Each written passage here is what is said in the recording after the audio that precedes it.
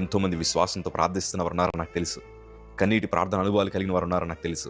అంతెందుకు, మోకరిస్తే చాలు గంటలు గంటలు ప్రార్థించేవారు ఉన్నారు. విశ్వాసముతో స్వరము తెరిచి ప్రభు సన్నిధిలో ఎలుగెత్తి ప్రార్థించేవారు ఉన్నారు. ఈరోజు మీ అందరికీ శుభవార్త. మీ ప్రార్థన మీ కుటుంబ పరిస్థితులు మారుస్తుంది. నాకు తెలుసు ఈరోజు మీ కుటుంబాల్లో చాలా క్లిష్టమైన పరిస్థితులు మీరు ఎదుర్కొంటూ ఉన్నారు. కన్నీటి పర్యాల మధ్య మీరు ఉన్నారు. కానీ కంగారు పడాల్సిన అవసరం లేదు. మీ ప్రార్థన ఎంత శక్తివంతమైందో చుట్టూ ఉండే ప్రజలు దాన్ని చూడబోతున్నారు. మీ కుటుంబాల సాక్ష్యాలు అనుభవించబోతున్నాయి.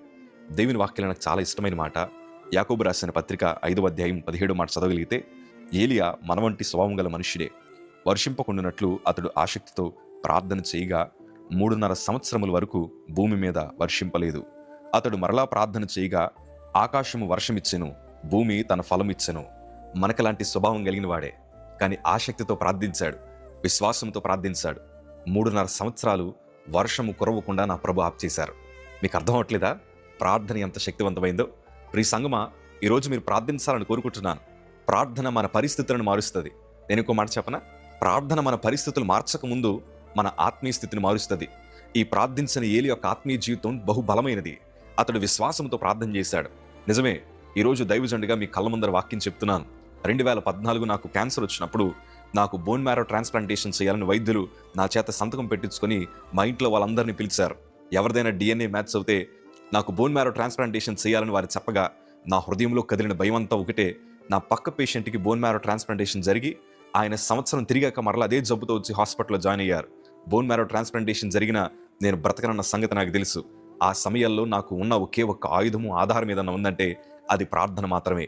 ప్రభు దగ్గర ఇట్లా ప్రార్థించాను, ప్రభా నేను ఏ రక్తంతో అయితే పుట్టానో నేను చచ్చేదాకా అదే రక్తం నాకు కావాలి ప్రభా. నువ్వు ఏదైనా మార్చగలిగిన దేవుడు ప్రభా.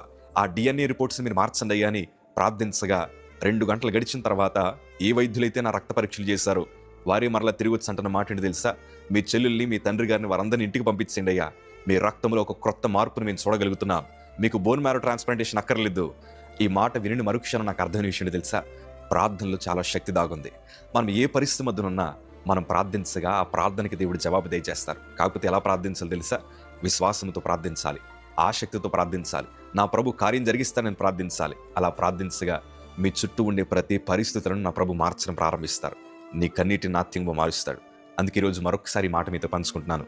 ఆసక్తితో ప్రార్థించండి, వెనుకడుగు వేయకుండా ప్రార్థించండి, ఎలుగెత్తి ప్రార్థించండి. మీ ప్రార్థనే మీ విజయానికి కారణమవుతుంది.